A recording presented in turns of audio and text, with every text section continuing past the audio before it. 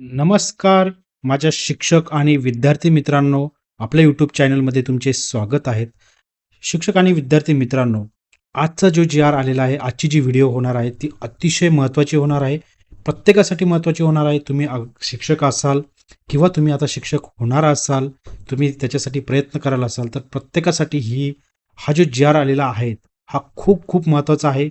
कारण ही जी आता मानक कार्यपद्धती जी पवित्र पोर्टल मार्फत शिक्षक पद भरती होणार आहेत आणि त्याची जी SOP म्हणजे जी मानक कार्यपद्धती आहे ती सुनिश्चित करण्यात आलेली आहेत. बघा, कुठलीही एक्झाम असेल, कुठलीही भरती असेल, तर तिला काही ना काहीतरी एक स्टँडर्ड प्रोसिजर असते. त्या प्रोसिजरनुसार ती भरती होत असते आणि ती व्यवस्थित लवकरात लवकर पार पडत असते. पण शिक्षक भरती अशी आहेत की ती खूप लांबतच चाललेली आहेत. रोज नवीन जी आर येत आहे, कुणाला काही कळत नाही की नेमकं चाललं काय. पण आजचा जो जी आर आलेला आहे तो अतिशय महत्त्वाचा आहे विद्यार्थी मित्रांनो. कारण याच्यामध्ये तुम्हाला कळणार आहेत की नेमकी जी शिक्षक पद भरती होणार आहे ती कशी होणार आहेत, त्याच्यामध्ये काय काय स्टेप्स येणार आहेत आणि कोणाची आता काय जबाबदारी होणार आहेत, हे आपण या व्हिडिओच्या माध्यमातून अगदी सोप्या भाषेत बघणार आहोत. तुम्ही व्हिडिओ हा मिस करू नका, शेवटपर्यंत नक्की बघा, जेणेकरून तुम्हाला हा कुठे ना कुठे ह्या सगळ्या गोष्टी तुमच्या रिलेटेड असणारच आहेत. तुम्हाला ह्या माहितीच पाहिजे. तुम्ही भले शिक्षक आहात किंवा होणार आहात, अतिशय महत्त्वाचं आहे. चला आपण सगळ्यात पहिले बघूया की नेमका हा जी आर काय आलेला आहे. मी तुम्हाला थोडक्यात अगोदर सांगतो आणि मग जी आर तुम्हाला वाचून दाखवतो. बघा विद्यार्थी मित्रांनो, हा जो जी आर आलेला आहे तो नवीन शासन निर्णय नेमका काय सांगत आहे. तर हा जो नवीन शासन निर्णय आहे याच्यानुसार आता जी शिक्षक पद भरती होणार आहे ती फक्त आणि फक्त पवित्र पोर्टल मार्फतच केली जाणार आहे. जर कोणतीही भरती म्हणजे जी शिक्षक भरती आहे ती पोर्टल शिवाय जर केली गेली तर तिला आता इथून पुढे मान्यता मिळणार नाही. सगळ्यात महत्वाचा पॉईंट. ठीक आहे, हा अतिशय आनंदाची बातमी आहे की याच्यामुळे काय होणार आहे, कुठूनही असं कोणी भरलं जाणार नाहीये. जी काही भरती होणार आहे ती पवित्र पोर्टल मार्फतच होणार आहे. ठीक आहे, आणि याच्यामध्ये काय झालंय की कोर्टाने हस्तक्षेप केलेला आहे, ते मी तुम्हाला ते पुढे दाखवणार आहे. कारण हा जो निर्णय आलेला आहे हा उच्च न्यायालयाच्या निर्देशानुसार घेण्यात आलेला आहे. कारण काय झालं होतं की काही संस्थांनी नियम मोडून भरती केल्यामुळे काय झालं की कोर्टाने सरकारला कडक असं SOP बनवण्याचे आदेश दिले. म्हणजे कडक असं मानक कार्यपद्धती बनवण्याचे आदेश दिले की बाबा असं चालणार नाही, तुम्हाला एक स्टँडर्ड अशी प्रोसिजर बनवायला लागेल शिक्षक पद भरतीची आणि त्याच्यानुसारच शिक्षक भरती झाला पाहिजे. त्याच्यानुसारच आपले शिक्षक जे आहेत त्यांची भरती झाली पाहिजे. तुम्ही कुठूनही कुठलीही कशीही प्रोसेस चालणार नाही. कारण आत्ता काय होतंय, पाहिजे त्याला जसं संस्था चालकांनी पाहिजे तसं तिथे भरून घेतात. पण त्याला कुठेही काही असं बंधन राहिलेलं नाही किंवा सुरळीत अशी कुठलीही प्रोसिजर राहिलेली नाही. तर त्याच्यावरती कोर्टाने अतिशय स्पष्टपणे सरकारला कडक असे आदेश दिलेले आहे की SOP ही बनवा, म्हणजे जी काही कार्यपद्धती आहे ती बनवा आणि ती सादर करा आणि त्याच्यानुसारच पदभरती झालेली आहेत. सगळ्यात दुसरा हा महत्त्वाचा पॉईंट होता. आता नेमकं मी SOP म्हणतोय म्हणजे नेमकं काय विद्यार्थी मित्रांनो, तर याला स्टँडर्ड ऑपरेटिंग प्रोसिजर असं म्हणतात. त्याचं शॉर्ट फॉर्म आहे SOP. ते आपल्या पुढे या जी आरमध्ये SOP एका ठिकाणी म्हटलेलं आहे. म्हणजेच स्टँडर्ड ऑपरेटिंग प्रोसिजर असते. म्हणजेच काय की भरतीची पूर्ण प्रक्रिया ही स्टेप बाय स्टेप निश्चित केली जावी, असं कोर्टाने सरकारला आदेश दिलेले आहेत विद्यार्थी मित्रांनो. आणि ते सगळे स्टेप बाय स्टेप काय प्रोसिजर आहे ती आपल्या जी आरमध्ये असणार आहेत. ठीक आहे, आता हा जो नवीन SOP आलेला आहे त्याच्यानुसार काय म्हणायचं आहे त्यांना की संस्थांना जी भरती पवित्र पोर्टलवरून करावीच लागणार आहे. ठीक आहे, जाहिराती देताना त्यांना नियम आणि निकष पाळावे लागणार आहेत. आणि तिसरी गोष्ट म्हणजे की प्रत्येक टप्प्यावर प्रत्येकाची जबाबदारी निश्चित केली जाईल, जेणेकरून ही जी भरती आहे ती अधिक वेगवान आणि पारदर्शक होईल आणि सगळ्या ज्या पळवाटा असतील ना ते पूर्णपणे बंद होतील. त्याच्यामुळे हे SOPचा अर्थच तो आहे किंवा ती SOP त्याच्यामुळेच जी न्यायालयाने कोर्टाने सरकारला सांगितलेली आहेत. ठीक आहे, आता उमेदवारांसाठी याचा फायदा काय होणार आहे सगळा किंवा त्यांची काय प्रक्रिया असणार आहे, या SOP नुसार आपले जे उमेदवार आहेत त्यांची काय प्रक्रिया असणार आहे. तर त्यांना सगळ्यात पहिले पवित्र पोर्टलवर नोंदणी करावी लागणार आहेत. त्यांना प्राधान्यक्रम लॉक करावे लागणार आहेत. त्याच्यानंतर त्यांचं डॉक्युमेंट व्हेरिफिकेशन होईल आणि मग निवड होईल. मुलाखत असेल किंवा विथ मुलाखत विदाऊट मुलाखत अशी असणार आहे. मग आता संस्थांसाठी काय कडक नियम आलेले आहेत या जी आरमध्ये, तर संस्थांसाठी आलेले आहेत विद्यार्थी मित्रांनो की त्यांना ज्या काही रिक्त जागा असणार आहेत त्या पोर्टलवर टाकणे अनिवार्य आहे. त्यांना जाहिरात देणं, जाहिरातीची पोर्टल असते ती जाहिरात पण देणं आहे, ती कुठे द्यायला लागणार आहे, ती वृत्तपत्रात द्यायला लागणार आहेत. आणि ते पुढे पण दाखवतोय मी की कुठल्या वृत्तपत्रात द्यावं लागणार आहेत. ठीक आहे, अशी कुठल्याही वृत्तपत्रात देऊन चालणार नाहीये ती. ठीक आहे, आणि जर हे नियम मोडले तर त्यांच्यावरती खूप मोठी कारवाई होणार आहे. त्या भरतीवरती ती भरती पण रद्द केली जाणार आहे आणि त्याच्यावरती कारवाई पण होणार आहे. ते पण पुढे आपण बघणार आहोत. ठीक आहे, तर या SOP मुळे मला असं वाटतं की भ्रष्टाचार कमी होईल, योग्य जे उमेदवार आहेत त्यांचीच निवड होईल आणि प्रक्रिया ही पूर्ण ट्रान्सपरंट होईल आणि शिक्षक भरतीला वेग वाढेल, असं मला वाटतंय. चला आपण आता पटकन जी आर बघूया. जी आरमध्ये ज्या गोष्टी दिलेल्या आहेत त्या आपण बघूया. ठीक आहे. याच्यामध्ये बघा सगळ्यात पहिलं मी म्हटलेलं आहे इथं, माननीय उच्च न्यायालयाच्या निर्देशानुसार पवित्र पोर्टल मार्फत शिक्षक पदभरतीची मानक कार्यपद्धती सुनिश्चित करणे, म्हणजे SOP जी काही स्टँडर्ड प्रोसिजर आहे ती करणे, म्हणजे step by step he procedure कशी असणार आहे तर एक स्टँडर्ड ठरवला गेला आहे. तिथून पुढे आता तशीच भरती होणार आहे. चला आजचाच हा थोड्या वेळापूर्वीच हा जी आर आलेला आहे दिनांक 30 मार्च रोजी. ठीक आहे. हे बाकीचे जे काही रेफरन्सेस दिलेले आहेत त्यांनी, आणि याच्यामध्ये जी प्रस्तावना आहेत ती मी तुम्हाला अगदी थोडक्यात सांगतो. प्रस्तावना अशी आहेत की जे काही वरती संदर्भ दिलेले आहेत 1, 2 आणि 3 पर्यंत, 9, 10 पर्यंत, येथील शासन निर्णयावे राज्यातील स्थानिक स्वराज्य संस्थांच्या व खाजगी व्यवस्थापनांच्या शाळांमधील शिक्षक पदभरती ही शिक्षक अभियोग्यता व बुद्धिमत्ता चाचणीमधील गुणांच्या आधारे पवित्र या संगणकीय प्रणालीद्वारे करणे बंधनकारक आहेत. म्हणजेच जे काही असतील स्वराज्य संस्था असतील, खाजगी संस्था असतील, त्या सगळ्या ठिकाणी शिक्षक पदभरती ही फक्त आणि फक्त पवित्र पोर्टलद्वारेच भरली जावी, आणि जी काही आपली टेट एक्झाम होती त्यांच्या गुणांच्या आधारेच त्या गुणांच्या आधारेच शिक्षक भरती व्हावी असं बंधनकारक करण्यात आलेलं आहे. याचे जे काही प्रकरण चालू होतं बघा, माननीय मुंबई उच्च न्यायालयामध्ये नागपूर खंडपीठाने 2025 रोजी एक पारित केलेल्या निर्णयामध्ये असे सांगण्यात आलेले होते. ठीक आहे. आता तो निर्णय इथे ऍक्च्युली लागू होत आहे. बघा, शैक्षणिक गुणवत्तेसाठी शिक्षक पदभरती केवळ गुणवत्तेच्या आधारे व पारदर्शक पद्धतीने होणे आवश्यक आहेत असं न्यायालयाने सांगितलं, व यासाठी योग्य ते धोरण शासनाने आखावे असे निर्देश माननीय उच्च न्यायालयाच्या नागपूर खंडपीठाने दिलेले होते. आणि हे निर्णय दिल्यामुळेच ही जी SOP आपण म्हणतोय किंवा जी स्टेप बाय स्टेप कशी प्रोसिजर असणार आहेत ही डिफाईन केली गेलेली आहे. ठीक आहे. चला पुढे आपण बघूया. संदर्भ विविध शासन व अधिसूचना शासन निर्णय याद्वारे पवित्र प्रणाली मार्फत शिक्षक पदभरतीची प्रक्रिया वेळोवेळी सुधारित करण्यात आली आहे. आता बघा सगळ्यात महत्वाचा पॉईंट इथे पुढे आलेला आहे. सगळ्यात महत्वाचा आहे, सगळ्यांसाठी महत्वाचा आहे. बघा इथे काय आहेत, 22/6/2017 पासून खाजगी अनुदानित, अंशतः अनुदानित, विना अनुदानित शाळांमधील शिक्षक पदभरती पवित्र या संगणकीय प्रणाली मार्फत होणे आवश्यक असताना काही शैक्षणिक संस्थांनी विशिष्ट कालावधीसाठी पवित्र पोर्टल कार्यान्वित नव्हते, लॉग इन ID उपलब्ध नव्हता किंवा देण्यात आला नाही, किंवा शालेय शिक्षण विभागाच्या संबंधित कोणी अधिकारी असतील त्यांनी विहित मुदतीत प्रतिसाद दिला नाही, इत्यादी कारणे दाखवून त्यांच्या स्तरावर पदभरती केल्याच्या काही घटना निदर्शनास आल्या आहेत. अतिशय महत्वाचं आहे विद्यार्थी मित्रांनो, जे पवित्र पोर्टलद्वारे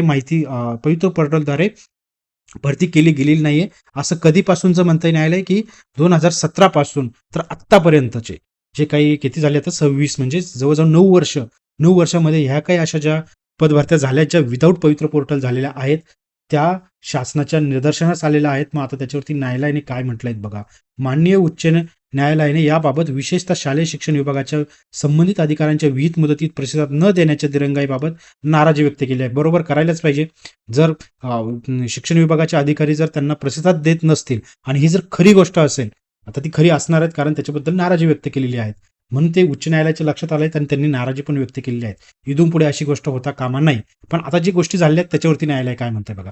अशा नियुक्त्यांना तदनंतर सक्षम प्राधिकाराची मान्यता न मिळाल्याने अशा संस्था व शिक्षक मान्य उच्च न्यायालयात रिट याचिका दाखल करतात. म्हणजे यांनी काय केलं मग, आता अशांच्या नियुक्त्या तर झालेल्या आहेत, ठीक आहे, 2017 पासून आतापर्यंतच्या अशा सगळ्यांनी काय केलं, एक याचिका दाखल केलेली. मग मान्य उच्च न्यायालयाने ही याचिकेचा नंबर दिलेला आहे.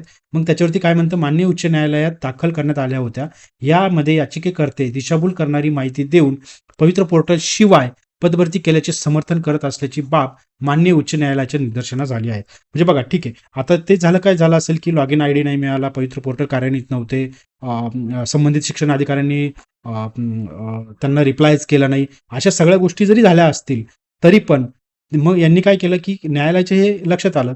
मग अशा लोकांनी काय केलं, अशा लोकांची भरती झालेली होती, अशा लोकांनी किंवा संस्थांनी काय केलं, एक रिट याचिका टाकली. आणि त्या रिट याचिकामध्ये जेव्हा मुंबई उच्च न्यायालयाने स्टडी केला तेव्हा त्यांच्या असं लक्षात आलं की हे जे याचिकाकर्ते आहेत, म्हणजे जे काही शिक्षण संस्था ज्या असतील किंवा कोणी असतील, त्यांनी विदाऊट पवित्र पोर्टल द्वारे जी भरती केलेली असेल 2017 पासून, अशा लोक हे न्यायालयाची दिशाभूल करत आहेत असं न्यायालयाच्या लक्षात आलेलं आहे.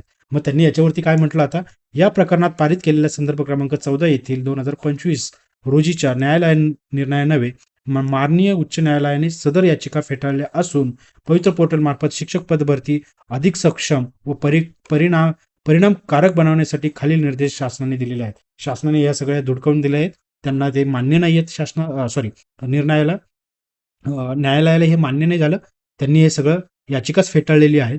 पण त्याच्यावरती त्यांनी काय दिलं मग, ह्या सगळ्या गोष्टी घडल्यामुळे न्यायालय काय म्हणतंय, की बाबा प्रत्येक शैक्षणिक विभागात संबंधित विभागीय शिक्षण उपसंचालक यांच्या अध्यक्षतेखाली 3 सदस्यीय उच्चस्तरीय समिती नेमण्यात येऊन पवित्र पोर्टल शिवाय झालेल्या पदभरतीचा अहवाल या समितीने शासनास सादर करावा. खूप महत्वाची गोष्ट आहे, खूप महत्वाची. आता बघा काय होणार आहे, जे 2017 नंतर असे विदाऊट पवित्र पोर्टलद्वारे भरल्या गेले, यांची चौकशी लागली आहे विद्यार्थी मित्रांनो. या सगळ्या संस्थांची कुठे जिथे जिथे शिक्षक भरल्या गेलेत त्या सगळ्यांची आता चौकशी लागली आहे. याच्यासाठी काय झालंय, की 3 सदस्य समिती तयार करण्यात येणार आहेत आणि ही 3 सदस्य उच्चस्तरीय समिती ही काय करणार आहेत, की ज्यांचं पोर्टल शिवाय भरती झालेली आहेत या सगळ्यांचा अहवाल जमा करायचा आहे आणि तो शासनाकडे सादर करायचा आहे. त्याच्यामुळे आता यांची चौकशी लागलेली आहे. आता जी लोक गुणवत्तेने भरले गेलेले आहेत त्यांचं ठीक आहे, पण आता जे असे भरले गेलेले आहेत त्यांची सगळ्यांची चौकशी होणार आहे. आता पवित्र पोर्टल मार्फत पदभरती अधिक परिणामकारक व कार्यक्षमपणे होण्यासाठी शासनाने मानक SOP निश्चित केलेली आहेत. म्हणजे 2 गोष्टी अतिशय महत्वाच्या आहे, की आता जे विदाऊट पवित्र पोर्टलद्वारे भरती झालेले आहेत त्यांची चौकशी लागलेली आहे आणि दुसरी गोष्ट की मग आता इथून पुढचे ज्या भरती होणार आहेत याचाच अर्थ काय होतो, इथून पुढे ज्या भरती होणार आहेत त्या पवित्र पोर्टल मार्फतच होणार आहे. कुठलीही संस्था असेल, काही असेल, कुठलंही शिक्षक व्हायचं असेल तर पवित्र पोर्टल मार्फतच होणार आहेत. हे या पॉईंटवरनं क्लिअर होत आहे.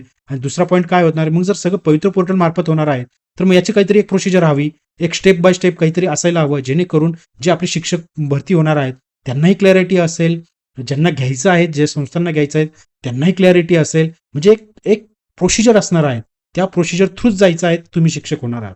दुसरीकडून इकडून तिकडे ना आता होणार नाहीयेत. जे भावी शिक्षक होणार आहेत त्यांनी लक्षात घ्या विद्यार्थी मित्रांनो, इथून पुढे कष्ट करायची, मेहनत करायची, गुणवत्ता यादीत यायचं आहे आणि पवित्र पोर्टल मार्फतच आपली भरती होणार आहे. हे तुम्ही 100% लिहून घ्या विद्यार्थी मित्रांनो, कारण हा न्यायालयाने दिलेला निकाल आहे. तर न्यायालयाने शासनाला सांगितलं आहे, हा सेकंड पॉईंट, की तुम्हाला SOP निश्चित करायची आहेत, तुम्हाला कार्यपद्धती ही निश्चित करायची आहे आणि त्याच्यानुसारच आता भरती होणार आहे. चला पुढे बघूया आपण. माननीय उच्च न्यायालयाच्या उपरोक्त निर्देशाची अंमलबजावणी करण्याचा बाबतचा प्रस्ताव शासनाच्या विचाराधीन होता. ही झाली प्रस्तावना. याच्यात आपण 2 पॉईंट बघितले. आपण याचा बॅकग्राऊंड बघितला काय होता. मी मुद्दाम जास्त एक्सप्लेन करून सांगत विद्यार्थी मित्रांनो, की याचं तुम्हाला बॅकग्राऊंड पण कळायला पाहिजे, काय घडत आहे ते पण कळायला पाहिजे आणि काय होणार आहे आणि तुमच्यासाठी काय महत्वाचं आहे. म्हणून मी सगळं एक्सप्लेन करत आहे. व्हिडिओ थोडी 5-10 मिनिटाची जास्त होऊ शकते, पण शेवटपर्यंत राहा, कारण की आपल्याला अजून सगळं डिटेल्समध्ये बघायचं आणि तुम्हाला मी तो एक टेबल, एक तक्ता दाखवणार आहे, की काय स्टेप डिफाईन केल्या गेलेल्या आहेत आणि कशा फायद्याच्या ठरणार आहेत. ठीक आहे, पुढे बघूया आपण शासन निर्णय. शासन निर्णय बघा काय म्हणतो शासन निर्णय. 2017 ते आज गायत म्हणजे आत्तापर्यंत 2026 पर्यंत राज्यातील खाजगी अनुदानित, अंशतः अनुदानित, विना अनुदानित शाळांमधील शिक्षक पदावर पवित्र पोर्टल शिवाय झालेल्या नियुक्त्यांचा अहवाल शासनास उपलब्ध करून देण्याच्या हेतूने प्रत्येक शिक्षण विभाग, जेवढे आपले शिक्षण विभाग आहेत 7 शिक्षण विभाग, प्रत्येक शिक्षण विभागासाठी खालीलप्रमाणे समिती गठन करण्यास मान्यता प्रदान करण्यात येत आहेत. आता बघा, जे मी वरती म्हटलं ना 3 लोकांची समिती गठन होणार आहे, त्याच्यामध्ये कोण कोण असणार आहे, तर विभागीय शिक्षण उपसंचालक, अध्यक्ष असणार आहेत आणि 2 सदस्य असणार आहेत. अशी 3 लोकांची शिक्षण विभागस्तरीय 3 लोकांची समिती स्थापन होणार आहेत आणि ते आता हे सगळं 2017 पासूनची जी काही भरती झालेली आतापर्यंतची, जी पवित्र पोर्टलद्वारे नाही झालेली, ज्या संस्थांनी हे सगळं इथं सांगितलंय बघा, ह्या एवढ्यांमध्ये अनुदानित असतील, विना अनुदानित असतील, या सगळ्या शाळांमधील शिक्षक जे पदावर आहेत त्यांची सगळ्यांची चौकशी होणार आहे विद्यार्थी मित्रांनो. सगळं बघितलं जाणार आहेत आणि ह्या जे काही 3 लोकांची समिती आहेत त्यांना तो जे काही आहेत ते आपल्या शासनाला द्यायचं आहे, की बाबा हे काय आहेत, नेमकं काय काय झालेलं आहे, कोण कोण भरती झालेलं आहे, ते सगळं पुढे डिटेल दिलेलं आहे. बघा, सगळ्यात पहिला पॉईंट काय आहे, की 2017 रोजी व त्यानंतर नियुक्त झालेले शिक्षक ज्यांचे वेतन शालार्थ प्रणालीतून अदा केले जाते अशा शिक्षकांची जिल्हानिहाय, शाळेनिहाय माहिती त्या समित्यांना उपलब्ध करून देण्याची जबाबदारी राज्यस्तरीय नोडल अधिकारी म्हणून शिक्षण संचालक माध्यमिक यांची असेल. यांच्यावर ही सगळ्यात मोठी जबाबदारी टाकलेली आहे. ठीक आहे, आपण पहिला पॉईंट, त्याच्यात 2 महत्वाचे पॉईंट आहेत. एक तर जे 2017 पासून जॉईन झालेले त्यांची चौकशी आणि दुसरी गोष्ट की SOP तयार करणं, म्हणजे स्टेप बाय स्टेप प्रोसिजर. त्यातला पहिला पॉईंट आपण बघतोय की 2017 पासूनची जी चौकशी करायची त्याची प्रोसिजर काय आहेत. ठीक आहे, ही आपल्यासाठी महत्वाची आहे. जे कोणी अगोदर आता शिक्षक वगैरे झालेले असतील तर आणि जे विदाऊट पवित्र पोर्टल लागलेले असतील त्यांची इथं चौकशी होणार आहे. 2017 रोजी व त्यानंतर नियुक्त झालेले शिक्षक ज्यांचे नाव शालार्थ प्रणालीमध्ये समाविष्ट नाहीत अशा शिक्षकांची माहिती समितीने संबंधित शिक्षण अधिकारी, विभागीय शिक्षण उपसंचालक यांच्याकडून उपलब्ध करून घ्यावी. शिक्षण अधिकारी, विभागीय शिक्षण उपसंचालक यांच्याकडे वैयक्तिक मान्यतेसाठी प्राप्त झालेली, प्रलंबित असलेली, निकाली निघालेली प्रकरणे विचारात घेण्यात यावी. या सगळ्यांना विचारात घेण्यात येणार आहेत. ठीक आहे. त्याच्यानंतर पुढे बघा, अल्पसंख्याक शैक्षणिक संस्था, अनुकंपा नियुक्ती, विना अनुदानित, वरून अनुदानित यांच्याकडे हे काही जे असतात त्यांना पवित्र पोर्टलद्वारे यांची नियुक्ती होत नाही. ठीक आहे. हा नियम आहेत आणि त्यांचं होत नाही. तर अशांची माहिती देखील अहवालात समाविष्ट करण्यात येऊ नये. ठीक आहे. म्हणजे यांच्यामध्ये काही एक्सक्लूड आहेत की बाबा यांची पवित्र पोर्टल मार्फत होत नाही, तर असे तुम्ही इन्क्लूड करू नका. पण जे पवित्र पोर्टलद्वारे व्हायला पाहिजे होते ते नाही आहेत, अशांची प्रकरणं सगळे तुम्ही जमा करा आणि शासनाला सबमिट करा. ठीक आहे. उपरोक्त पुढचा पॉईंट बघूया. उपरोक्त समित्यांची माहिती समित्यांनी पवित्र पोर्टल शिवाय नियुक्ती झालेल्या शिक्षकांची जिल्हानिहाय व संस्था शाळेनिहाय माहिती शासनात सादर करावी. समित्यांचे गठन ते शासनाचा अहवाल सादर करणे याची प्रक्रियेसाठी 15/5/2026 म्हणजे ही प्रक्रिया कधीपर्यंत कंप्लीट करायची विद्यार्थी मित्रांनो? 15/5/2026 पर्यंत. मग आता तुम्ही म्हणाल की जर 15/5/26 पर्यंत ही जर प्रोसिजर चालली तर मग आपली भरती कधी होणार? याची लेट होणार का? तर ही पॅरल प्रोसेस चालू आहे विद्यार्थी मित्रांनो, ही साईड वाईज. म्हणजे हे आपली भरतीचं प्रक्रिया तर चालूच आहेत, ही प्रक्रिया साईड वाईज चालू आहे. ठीक आहे. यांचं हे आता चालणार आहे. पुढे काय होतं, यांच्यावरती काय कारवाई होते, संस्थांवरती काय कारवाई होते, ते वेगळं चालणार आहे. पण हे जे सगळं डेटा गोळा करायचा आहे तो द्यायचा आहे, तो 15/5/2026 पर्यंत द्यायचा आहे. ठीक आहे. हे सगळे पॉईंट मांडलेले आहेत. आता पुढच्या पॉईंटकडे जाऊया आपण. बघा, दुसरा जो महत्त्वाचा पॉईंट आहे त्याच्याकडे जाऊया. पवित्र पोर्टल मार्फत शिक्षक पद भरती अधिक सक्षमपणे व पारदर्शकतेने राबवण्यासाठी संदर्भाधीन शासन आदेशान्वये व अधिसूचना वेळोवेळी तरतुदी करण्यात आलेल्या आहेत. या सर्व तरतुदी विचारात घेऊन सुलभ व शीघ्र संदर्भासाठी शिक्षक पदभरती बाबतची मानक कार्यपद्धती म्हणजेच SOP. ठीक आहे. म्हणजे स्टेप बाय स्टेप ही पदभरती कशी होणार आहे इन शॉर्ट, या शासन निर्णयासोबत जोडलेल्या परिशिष्ट अन्वये निश्चित करण्यात येत आहे. ते दाखवतो मी तुम्हाला पुढे. ठीक आहे. हा आपला दुसरा महत्वाचा मुद्दा होता. ठीक आहे. आता असं म्हणताय की बाबा सगळी पदभरती फक्त पवित्र पोर्टल मार्फत होणार आहे, मग त्याची काहीतरी प्रोसिजर असायला हवी, त्याबद्दलचं हे सगळं दिलेलं आहे. ठीक आहे. त्यासाठी हे सगळं त्यांनी पुढे म्हटलेलं आहे. बघा, संदर्भ क्रमांक 14 मी अगदी थोडक्यात वाचून दाखवतो. मान्य उच्च न्यायालयाच्या दिनांक 2025 रोजीच्या न्याय निर्णयाचे अवलोकन केले असता पवित्र पोर्टल मार्फत शिक्षक पदभरतीची कार्यवाही अधिक कार्यक्षमतेने व पारदर्शकपणे राबविण्यासाठी या कार्यवाहीशी संबंधित सर्व घटक जसे उमेदवार असतील, म्हणजे आपण सगळे शिक्षक जे होणार आहेत, नियुक्ती प्राधिकारी व शालेय शिक्षण विभागाचे अधिकारी यांच्यातील समन्वय व प्रतिसाद याबाबतची व्यवस्था सक्षम करण्यासाठी खालील प्रमाणे सूचना देण्यात आलेल्या आहेत. बघा, हे सगळं काय करायचं आहे की लॉग इन ID वगैरे सगळ्या संस्थांना उपलब्ध करून द्यायचं आहे. ते कुणाची जबाबदारी आहे? तर उपसंचालकांची. ठीक आहे. जे शिक्षक अभियोग्यता म्हणजे टेट ची घोषणा झाल्यानंतर सर्व शैक्षणिक संस्थांनी बिंदू नामावली अद्याप केली आहे की नाही व संच मान्यतेनुसार रिक्त जागांची संख्या निश्चित केली आहे की नाही याची देखील संबंधित अधिकाऱ्यांनी खात्री करून घ्यायची. कारण ह्या गोष्टी जर नाही झाल्या विद्यार्थी मित्रांनो तर आपल्याला रिक्त जागा कळणारच नाही. बिंदू नामावली वगैरे झालं नाही तर ह्या किती जागा खाली आहेत त्या संस्थेमध्ये किंवा कुठे हे आपल्याला कळणार नाही. त्याच्यामुळे या सगळ्या प्रोसिजर दिलेल्या आहेत. ठीक आहे. पवित्र पोर्टल संस्थांना लॉग इन करण्यासाठी सुविधा उपलब्ध करून दिल्यानंतर सर्वप्रथम बिंदू नामावली सक्षम अधिकाऱ्यास सादर केली जाते. सक्षम प्राधिकाऱ्याने सदर बिंदू नामावली तपासून ती मान्य अथवा अमान्य करावी लागते. ही कार्यवाही कोणत्याही परिस्थितीत संदर्भात विहित केलेल्या कालावधीत होणे आवश्यक आहेत. या सगळ्या गोष्टी आहेत. बघा, या सगळ्या गोष्टी दिलेल्या आहेत.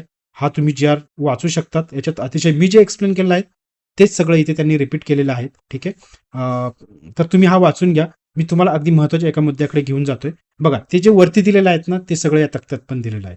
ठीक आहे. आपण डायरेक्ट त्यांची मानक कार्यपद्धती बघू. हा आहे आपला दुसरा पॉईंट. मी पहिला पॉईंट जो तुम्हाला एक्सप्लेन केला विद्यार्थी मित्रांनो तो की जे 2017 नंतरचे जेवढे काही पदभरती झालेले आहेत त्यांची चौकशी पवित्र पोर्टल शिवाय, त्यांची चौकशीचा पहिला मुद्दा. हा दुसरा मुद्दा आहे जी स्टेप बाय स्टेप मी तुम्हाला सांगितलं ते कसं होणार आहे आपण या तक्त्याच्या मार्फत बघूया. बघा, इथं पवित्र पोर्टल मानक कार्यपद्धती दिलेली आहेत, विविध घटकांचा समावेश. बघा, सगळ्यात पहिलं टेट परीक्षेत प्रविष्ट झालेल्या उमेदवारांच्या स्तरावरील कार्यवाही करायची, पहिला पॉईंट. ठीक आहे. पवित्र पोर्टल विहित मुदतीत नोंदणी व प्रमाणीकरण करणे. पवित्र पोर्टलची टेटची जी काही जाहिरात असेल ती निघणे, जे काही कार्यवाही असेल ती करणे. त्याच्यानंतर टेट परीक्षा घेणे, त्याच्यानंतर स्वप्रमाणपत्र करून घेणे, पहिले पवित्र पोर्टलवर स्वप्रमाणी प्रपत्र करून घेणे. ठीक आहे. जाहिरातींचे अवलोकन करणे, सुयोग्य प्राधान्यक्रम जनरेट करून घेणे, विहित केलेल्या मर्यादेत प्राधान्यक्रम लॉक करणे, ही त्याच्यानंतरची प्रोसिजर असणार आहे. ठीक आहे. आता याच्यानंतर काय येतं, आपलं निवडीचा प्रकार येतो. मग आता निवड कशी होते, मुलाखतीशिवाय पण होते किंवा मुलाखती सह होते. जर मुलाखतीशिवाय असेल तर हे सगळं महत्त्वाचं आहे विद्यार्थी मित्रांनो, हे स्टेप बाय स्टेप आपल्याला समजून घ्यायचं, कारण अशीच इथून पुढे प्रत्येक पद भरती होणार आहे, शिक्षक भरती होणार आहे. ठीक आहे.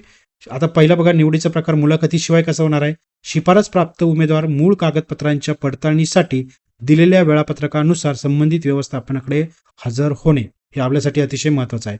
पात्र ठरवलेले उमेदवार नियुक्ती आदेशानुसार विहित मुदतीत पदस्थापना दिलेल्या शाळेत रुजू होणे आणि रुजू झालेल्या उमेदवारांनी शालार्थ प्रणालीतून वेतन प्राप्त होण्यासाठी आवश्यक माहिती संबंधित मुख्याध्यापकाकडे सादर करणे. ठीक आहे. ही अशी प्रोसिजर आता होणार आहे. आता जे काही नवीन विद्यार्थी असेल, काहींना माहिती असेल, पण काही विद्यार्थ्यांना माहिती नाही की बाबा माझं पुढे काय, पुढे काय, पुढे काय, कारण कमेंट बॉक्समध्ये हेच क्वेश्चन येतात, सर आता पुढे काय. तर या प्रकारे विद्यार्थी मित्रांनो होणार आहेत.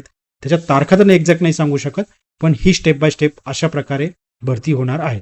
ठीक आहे. आता जे निवडीचा प्रकार ज्यांची मुलाखत होणार आहे त्यांचं कसं आहे, शिफारस प्राप्त उमेदवार मूळ कागदपत्रांच्या पडताळणीसाठी मुलाखत व अध्यापन कौशल्य चाचणीसाठी दिलेल्या वेळापत्रकाप्रमाणे संबंधित व्यवस्थापनाकडे हजर राहणे आणि नंतर मुलाखत व कौशल्य चाचणीतील प्राप्त गुणांनुसार नियुक्तीसाठी निवड झालेले उमेदवार नियुक्ती आदेशानुसार विहित मुदतीत पदस्थापना दिलेल्या शाळेत रुजू होणे.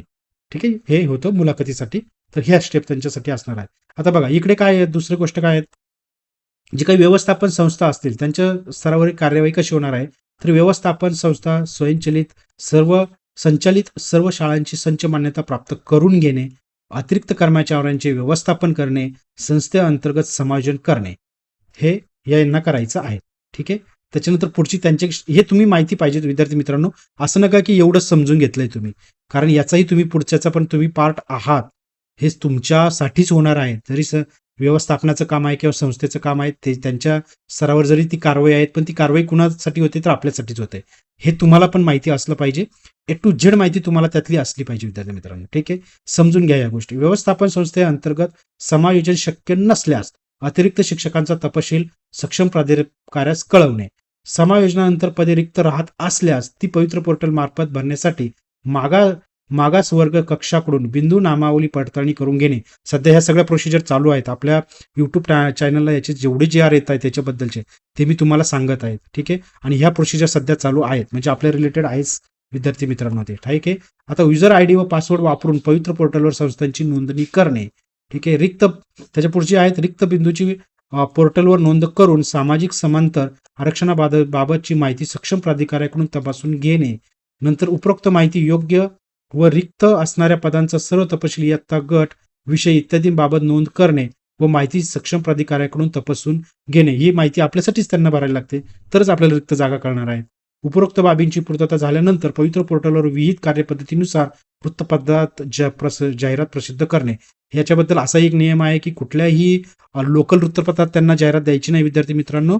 जे टॉप 2चे वृत्तपत्र असतील त्या भागातले, त्या लोकल भागातले, त्यांच्यामध्ये ती जाहिरात द्यायची आहे, जेणेकरून तिथल्या लोकल कॅन्डिडेटला ती माहिती मिळाली पाहिजे. असं नाही की कुठल्याही तरी लोकल याला जाहिरात दिली, कुठेतरी बाहेरच्याच वृत्तपत्रात जाहिरात दिली, म्हणजे आमची फॉर्मॅलिटी होती म्हणून आम्ही कंप्लीट केलं, असं चालणार नाहीये. तर त्याच्यामुळे त्यांनी सांगितलंय की जे काही जाहिराती द्यायच्या आहेत तुम्हाला त्या तिथल्या लोकल जे 2 टॉपचे वृत्तपत्र असतील, न्यूजपेपर असतील, त्याच्यामध्येच तुम्हाला ही जाहिरात द्यायला लागणार आहे.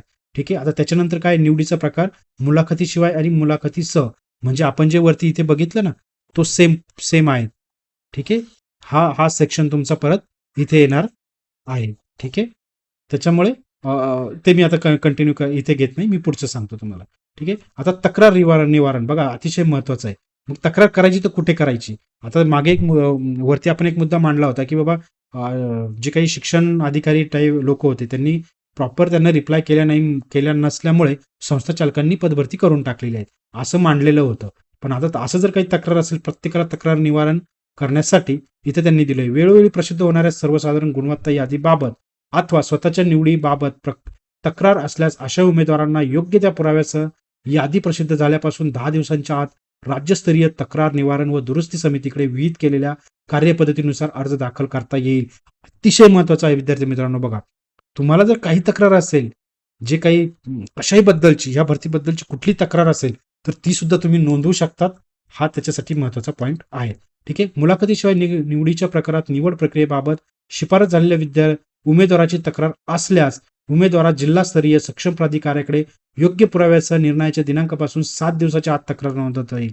जर तुमची काही तक्रार असेल तर पुरावे घेऊन जा, बिनधास्त तक्रार करा. 7 दिवसाच्या आत ती तक्रार करायची आहे. या तक्रारीचे 7 दिवसात निराकरण न झाल्यास उमेदवारास शिक्षण उपसंचालकांकडे अपील करता येईल. शिक्षण उपसंचालक 7 कार्यालयीन दिवसाच्या याबाबत निर्णय घेतील. उपसंचालकांचा निर्णय अंतिम असेल. म्हणजे बघा, जर तुम्हाला एका ठिकाणी तुमचं शंकेचं निरासन नाही झालं तर तुम्ही पुढेही जाऊ शकतात. त्याच्यावरती सुद्धा निर्णय येणार आहेत. ठीक आहे. मुलाखतीसह निवडीच्या प्रकारात शिफारस झालेल्या उमेदवारास कागदपत्र पडताळणी अपात्र ठरल्यास किंवा ठरवल्यास अथवा निवड प्रक्रियेत अन्य तक्रार असल्यास जिल्हास्तरीय सक्षम प्राधिकाऱ्याकडे योग्य त्या पुराव्यासह 7 दिवसात तक्रार नोंदवता येईल. या तक्रारींचे 7 दिवसात निराकरण न झाल्यास उमेदवारास संबंधित शिक्षण उपसंचालकाकडे अपील करता येईल. शिक्षण उपसंचालक 7 कार्यालयीन दिवसात याबाबत निर्णय घेतील. उपसंचालकांचा निर्णय हा अंतिम असेल. 7 कार्यालयीन दिवस म्हणजे काय? जे सुट्ट्यांचे दिवस असतात ते सोडून, विद्यार्थी मित्रांनो. ठीक आहे. जिल्हा स्तर, विभाग स्तर, राज्यस्तरावर सादर करायचे तक्रार अर्ज विहित मुदतीनंतर प्राप्त झाल्यास त्याचा विचार केला जाणार नाही. ठीक आहे. काहीतरी कुठं ना कुठे आपल्याला ते आता तक्रार करण्यासाठी एक चान्स मिळालेला आहे. कुणाकडे करायचंय त्याची पारदर्शकता आलेली आहे. बरेच विद्यार्थी म्हणतात की नाही सर, इथे चुकीची पदभरती झाली होती, इथे असंच झालं होतं, तिथे तसंच झालं होतं. आपले जे हे जेन्युइन प्रॉब्लेम असतात, म्हणजे हे जे काही कमेंट बॉक्समध्ये देतात किंवा प्रश्न सांगतात आपले विद्यार्थी मित्र, ते जेन्युइन असतात, त्यांच्या लक्षात आलेलं असतं. पण त्यांच्याकडे काही ऑप्शन नसतं काही करण्यासाठी. म्हणजे कुठे कुणाला सांगणार? तर आता हा ऑप्शन आपल्याला इथे मिळालेला आहे. जी काही आता SOP डिफाईन झालेली आहेत त्याच्यात तक्रार निवारणाची त्यांनी प्रोसिजर पण दिलेली आहे. विद्यार्थी मित्रांनो, व्हिडिओ थोडा लांब झालेला आहे, मोठा झालेला आहे, पण ठीक आहे, आपल्यासाठी अतिशय महत्त्वाची आनंदाची गोष्ट आहे, महत्त्वाची बाब आहेत. कारण आपले जे काही बंधू भगिनी इथून पुढेही या पवित्र पोर्टलद्वारे भरती होणार आहेत त्यांच्यासाठी ही अतिशय पारदर्शक प्रोसिजर अशी म्हणता येईल. विद्यार्थी मित्रांनो, अतिशय छान माहिती आहे. कृपया ही सगळ्यांपर्यंत शेअर करा. सगळ्यांना आपल्याला याच्यासाठी अवेअरनेस द्यायचा आहे. प्रत्येक विद्यार्थी मित्रांना, जे कोणी शिक्षक असतील त्यांच्याकडे ही माहिती जास्तीत जास्त शेअर करा. धन्यवाद विद्यार्थी मित्रांनो.